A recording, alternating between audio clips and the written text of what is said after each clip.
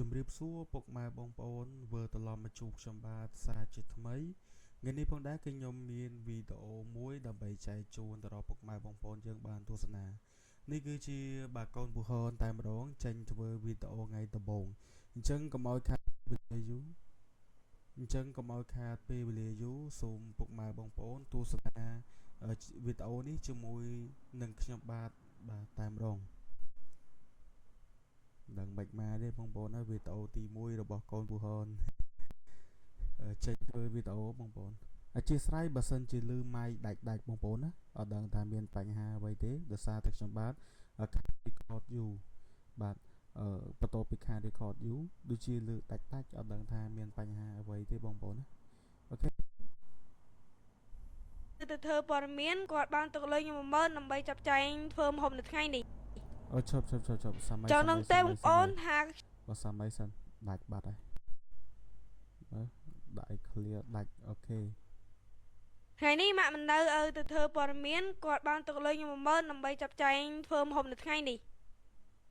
ចង់នឹងទេបងប្អូនថាខ្ញុំធ្វើម្ហូបអីនៅថ្ងៃនេះ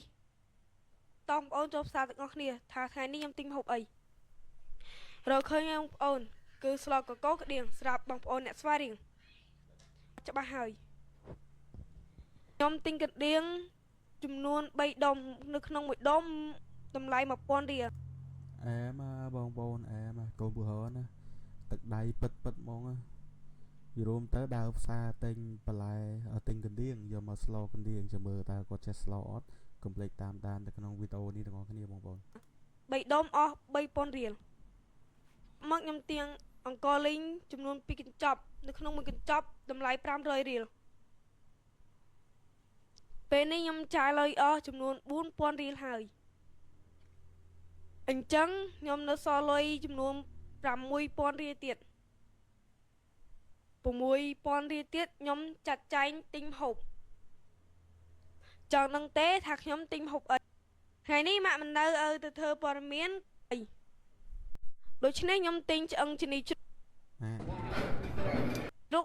តែម្ដងទៅអូចប់បាទហើយជាស្រ័យបងប្អូនព្រោះខ្ញុំឃើញឆ្អឹងជំនីជ្រូកល្អពេលនេះខ្ញុំទិញឆ្អឹងជំនីជ្រូកបានហើយកណ្ដៀងក៏បានដែរតោះទៅមើលពីវិធីស្លទាំងអស់គ្នាខ្ញុំ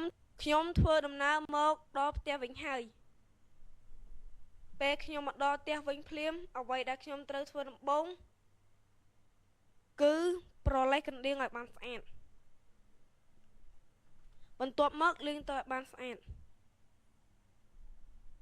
រួចហើយយកកណ្ដៀងយកទៅបុកពេលយើងយកកណ្ដៀងយកទៅបុកយើងបុកឲ្យម៉ត់ហើយបើម៉ត់តែកុំម៉ត់ពេកដូចខ្ញុំអញ្ចឹងមើលឲ្យទៅពេលដែលបុកហើយយកទៅលាងទឹកពូតនិងច្របាច់ឲ្យចេញជាតិល្វីងតិច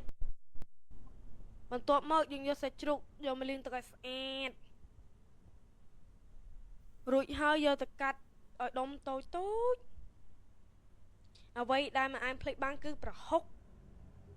យើងយកប្រហុកយកមកកច្រាំហើយកច្រាំទៀតឲ្យវាម៉ត់ស្លកកូក្តៀងជាមួយនឹងសាច់ជ្រូកយើងត្រូវតែបំពងខ្ទឹមយកកន្ទឹមយកទៅដំហើយកញ្ច្រាំឲ្យម៉ត់បន្ទាប់មកយកខ្ទឹមយកទៅបំពងភ្លេចបាត់គ្រប់ឥឡូវគ្រប់លោតចោលយកខ្ទឹមយកលីងវាឲ្យឈ្ងុយឲ្យវាក្អូបពេញផ្ទះទៅបន្ទាប់មកយើងចាក់សាច់ជ្រូកជាមួយនឹងប្រហុកចូលកុំទុកនៅយូរបន្ទាប់ពីយើងចាក់សាច់ជ្រូកនិងប្រហុកចូលយើងកូរឲ្យវាឈ្ងុយក្អូបចេញជាប្រហុកបងអំបិលបងប៊ីចេងស្ករសតាមតម្រូវការចិត្តបងប្អូនរួចហើយយើងដាក់កណ្ដៀងចូលបន្ទាប់មកយើងបង់កណ្ដួន2កញ្ចប់រួចហើយយើងលីងបន្តិចឲ្យវាចូលសព្វគ្រឿងចាក់ទឹកបណ្ដើកុំដើឲ្យវាសមទឹកសមកាកដែលអាចទទួលយកបានបាទមិនហើយអ្នកអត់តន់ចេះធ្វើម្ហូបដូច admin កំពុងតែអង្គុយមើលហ្នឹងក៏អត់តន់ចេះធ្វើម្ហូបដែរយល់ទៅចាញ់កូនបរហនទៀតអើយដល់កខ្ញុំពេលនេះកកូក្តៀងត្រូវបានឆ្អិន យើងឌូដាក់ចានតំណងទេតំណងទេតំណងទេនេះស្លកក្តៀងស្នាដៃកូនពូហើនបាយបាយជួបគ្នានៅមុខម្ហូបពេលក្រោយទៀត អែមកបងប្អូនណាគេអត់ ថ្ងៃនេះម៉ាក់មិននៅឲ្យទៅធ្វើ អែមកទឹកដៃកូនពូហនណាបងប្អូនការលុយ10000រៀលទៅទិញជាមួយនឹងបន្លែហើយនឹងសាច់ដើម្បីយកមកធ្វើម្ហូបអែមកឲ្យមេដៃមួយសំខាន់